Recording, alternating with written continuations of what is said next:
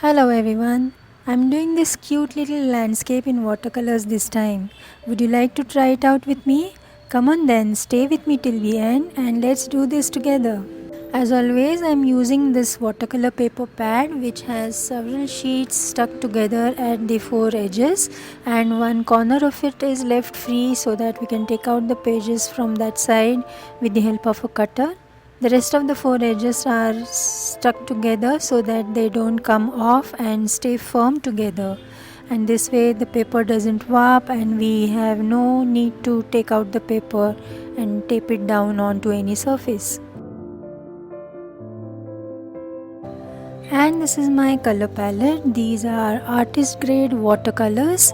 You can use any brand of your choice. The shades that I have here are lemon yellow, chrome yellow, yellow ochre, orange, crimson red, rose madder, burnt sienna, raw umber, sap green, cobalt blue, cerulean blue, ultramarine blue, Prussian blue, mauve, a few other shades, and a little bit of black. Now I'm marking out the outline of the landscape that I intend to do with the help of a pencil. Now the things to remember while doing the outline is of course the composition of the landscape. Here the things to remember are, first of all, the focal point of the landscape. In this case the cottage is the main focal point, and the main focal point always has to be a little off center, either vertically or horizontally. Also the horizon line or the eye level needs to be either below or above the center of the paper. In this case, the horizon line or the eye level is a little below the center line of the paper.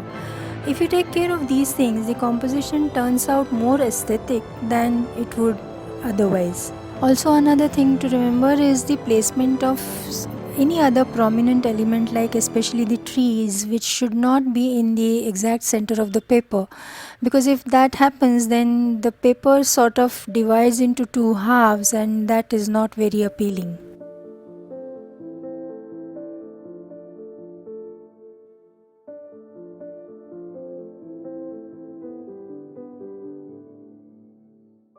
Now that the basic outline is done, I am wetting the surface of the sky area with the help of a wide sort of a brush loaded with water, because I want to paint in the wet and wet watercolor technique. And once the surface is wet, now I am introducing the sky color into that wet area. Because you are painting in the wet surface, the pigment merges into the water easily and smoothly, and therefore you see smooth transitions and you don't see any edges anywhere. Similarly, I'm introducing the colors of the trees into that wet area itself, and that too will help me in not having the edges seen, and the transition will be smooth. And that is the beauty of this wet in wet technique. Now if you are a beginner and would like to know more about such other watercolor techniques that can be used, I have two other videos on my channel explaining everything about various watercolor techniques. There are about 16 of them explained over two videos in two parts. I'm giving the link in the description below. You may go and have a look. I'm keeping the background tree a bit hazy because it is in the distance, and if you use that method you will see that the landscape at the end of the painting will start showing some depth to the painting and almost give out a three-dimensional effect. And so in order to achieve that, you will realize that the background elements, all of the background elements will have to be done in lesser sort of details compared to the foreground elements. And so let us proceed in this manner to complete our first layer, and subsequently we will be doing more and more layers and more detailings. And so we'll proceed in this way and catch up in a while.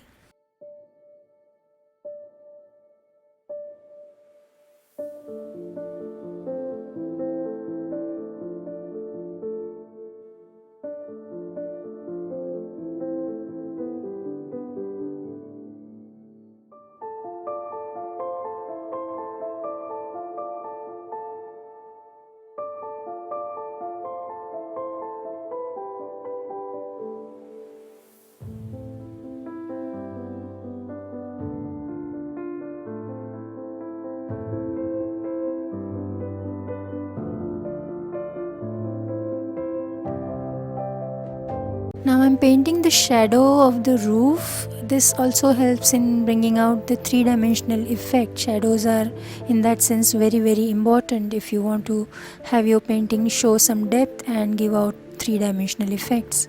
So in this way again I'll be working on more and more layers to add more and more details and proceed further.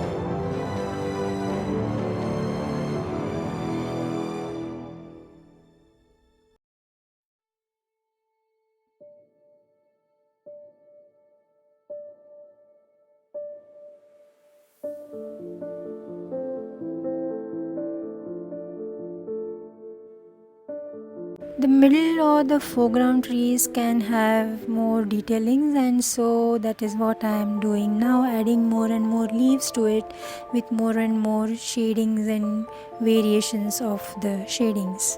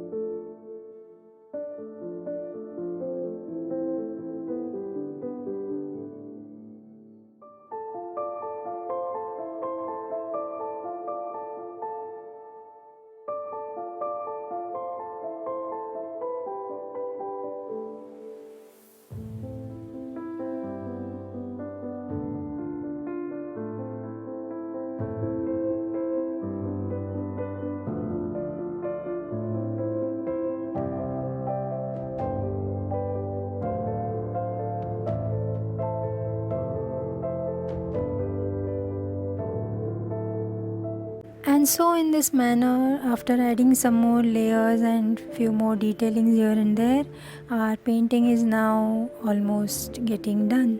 And that's it, our painting is done. How did you like it? If you liked it, do give the video a like and subscribe to the channel and share it with your friends.